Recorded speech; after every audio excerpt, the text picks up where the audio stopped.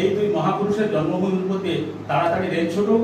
তাই ভাইটাকে অনুরোধ করছি এই বিষয়ে কিছু বলবে আমাদের বিধায়ক সুকান্ত দোলে। ভাই বলুন। দেখুন, চন্দ্রকোনা বিধানসভা তো বঞ্চিত রেল লাইনের থেকে, সেটা তো কাউকে বলার অপেক্ষা রাখে না।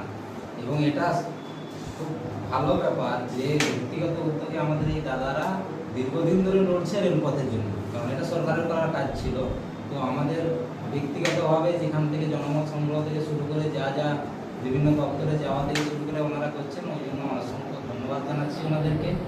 এবং চন্দ্রকোনার বিধায়ক হিসাবে আমার তো স্বপ্নই যে প্রথম টার্মেই যেন এখানে রেল লাইনের কাজ শুরু হয়, এবং তার জন্য যে পদক্ষেপ নেওয়ার সেটা আমরা নেব। চন্দ্রকোনাবাসীকে যাতে করে রেলপথের সুবিধা পায় তার ব্যবস্থা অবশ্যই করব। ধন্যবাদ ভাইকে।